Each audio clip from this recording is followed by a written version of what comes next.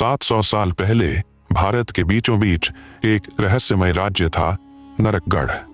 नाम जितना डरावना, इतिहास उससे भी ज्यादा खौफनाक। दुनिया मानती थी कि वहां का राजा अरिमर्दन सिंह एक न्यायप्रिय, धर्मात्मा और विद्वान सम्राट है। लेकिन जिन दीवारों के पीछे की बातें इतिहास में नहीं लिखी जाती, असल में उन्हीं दीवारों में गुनाहों के मंदिर खड़े होते हैं। अरिमर्दन सिंह के महल में एक काली सुरंग थी, जिसे पापकुंड कहा जाता था। कहा जाता है वहां हर पीढ़ी में एक बच्चा जिंदा दफनाया जाता था, राज्य की शांति और राजवंश की सत्ता को बचाने के लिए। लेकिन एक पीढ़ी ऐसी आई जिसमें एक मां ने इनकार कर दिया। रानी आर्या, जो एक मां थी और एक गुनाह को जन्म देने से मना कर रही थी। उसकी गोद में था कर्ण, एक मासूम बच्चा जिसे जन्म लेते ही मार दिया जाना था।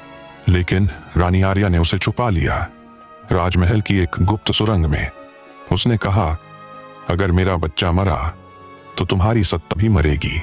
राजा ने रानी को उसी रात जिंदा जला देने का आदेश दिया और राज्य में ऐलान हुआ, रानी आत्महत्या कर चुकी है। साल बीते, कर्ण बड़ा हुआ, लेकिन उसे कभी ये नहीं बताया गया कि वो कौन है। पर खून अपनी पहचान ढूंढ ही लेता है।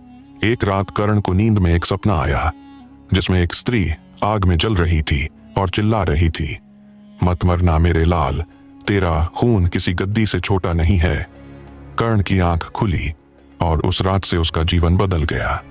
उसने तहखानों की खोज शुरू की, पुराने ग्रंथ पढ़े, महल की दीवारों की दरारों में सच तलाशा और अंत में उसे वो कमरा मिला जहां एक बूढ़ा आदमी जंजीरों में बंधा था, लेकिन उसकी आंखों में एक सम्राट जैसा तेज था। तेरा नाम कर्ण है? उस आदमी ने पूछा। तुम कौन हो? मैं वर्धन हूं, इस राज्य का पहला उत्तराधिकारी।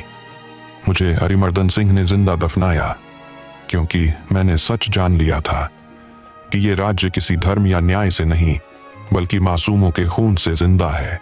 कर्ण की आत्मा कांप गई। उसने पूछा, तो मेरी मां? रानी आर्या, वो आग में जली नहीं थी, उसे जलाया गया था और तुझे मारने का आदेश उसी रात दिया गया था। कर्ण ने अपनी मुट्ठी भींच ली। उसकी रगों में खून नहीं, अब आग दौड़ रही थी। उसने तय कर लिया, अब सिंहासन नहीं चाहिए, अब बदला चाहिए। अगली सुबह महल में महासभा बुलाई गई। कर्ण सबके सामने आया और कहा, मैं राजकुमार कर्ण हूं, रानी आर्या का बेटा, वो रानी जिसे तुम सबने चुपचाप मरते देखा, और आज मैं उसके खून की आखिरी स्याही से इतिहास को फिर से लिखने आया हूं। दरबार में सन्नाटा था। राजा अरिमर्दन सिंह ने कहा, सत्ता के लिए गुनाह जरूरी है कर्ण, हर सभ्यता खून से बनी है। नहीं बाबा, सभ्यता अगर गुनाहों से बने तो उसे राख बनाना बेहतर है। राजा ने सैनिकों को बुलाया, लेकिन तब तक कर्ण ने सब कुछ तैयार कर लिया था।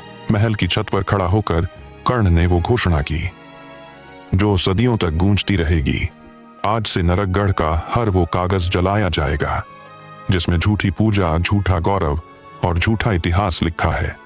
और अगर मैं मारा भी गया तो याद रखना, गुनाहों के देवता को उसके ही मंदिर में गिरा दिया गया था। उस रात नरकगढ़ जल गया, महल राख हो गया। लेकिन सुबह जब लोग वहां पहुंचे तो एक बच्चा वहां खड़ा था, कर्ण का बेटा।